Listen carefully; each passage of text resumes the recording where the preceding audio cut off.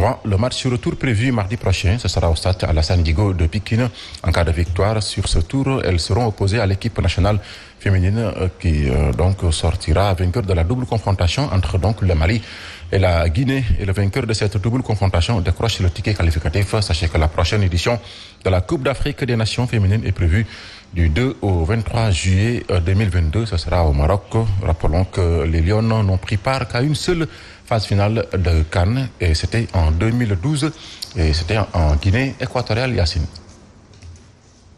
Et nous poursuivons avec les mouvements sportifs de Thiaroye-Gare qui réclament leur stade municipal. Oui, les acteurs du mouvement sportif de Thiaroye-Gare sont dans tous leurs états. Ils réclament leur terrain municipal qui se trouve dans l'enceinte du camp militaire. À les en croire, l'accès du terrain leur est difficile à cause de la fermeture des voies d'accès au camp. C'était lors de la remise des subventions qu'ils ont élevé la voix pour interpeller le ministre des Sports, Ibrahim Mikassi, chef service donc sport et jeunesse de Thiaroye-Gare et premier vice-président de l'ODCAV de Pikine, s'est confié à Younoussa Baldé.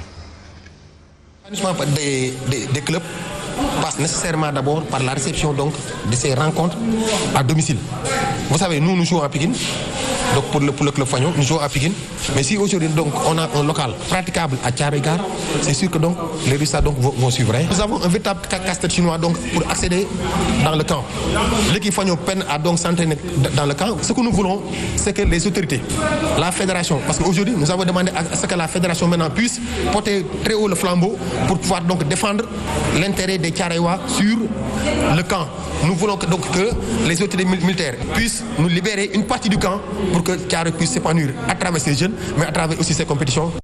Alors Pamata, parlons des résultats de troisième journée Ligue des Champions, jouée donc ce mercredi. Oui, résultat de la troisième journée de Ligue des Champions, joué hier donc mercredi dans le groupe E. Le Bayern Munich a dominé Benfica sur le score de 4-0 au stade de la Louse.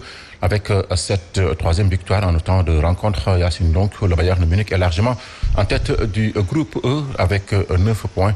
Les Bavarois devancent ainsi Benfica qui a 4 points et l'FC Barcelone 3 points, vainqueur du Dynamo de Kiev hier 1-0. Et dans le groupe F mené à la pause 2-0, Manchester United s'en est remis à Cristiano Ronaldo pour renverser l'Atalanta Bergame sur le score de 3-2. Villarreal s'est de son côté facilement imposé donc sur le terrain des Young Boys Bern 4-1 sans donc l'attaquant sénégalais Boulaye Dia. Et dans le groupe G, RB Salzbourg a battu Wolfsburg 3-1. Lille et FC Séville ont fait match nul 0 but partout. Et dans le groupe H, après sa défaite face à la Juventus lors de la deuxième journée sur le score d'1-0, Chelsea n'avait pas d'autre choix que de s'imposer face au club suédois de Malmö. Les Blues se sont tranquillement imposés à Stamford Bridge face à Malmö 4-0. En déplacement au Zénith, la Juve a trouvé la faille dans les derniers instants 1-0 et garde la tête du groupe H en Ligue des Champions avec 9 points.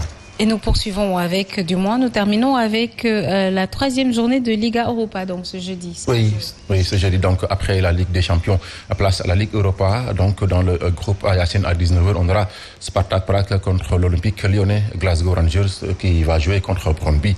Et dans le groupe B, à 19h, Sturm Graz qui reçoit la Real Sociedad.